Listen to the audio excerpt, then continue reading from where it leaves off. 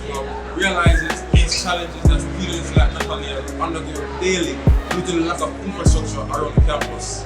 So we are hosting a toll day on October 26th, beginning at 7 a.m. where all proceeds will aid in the construction of ramps for better accessibility. Give generously. We serve, we lend a helping hand.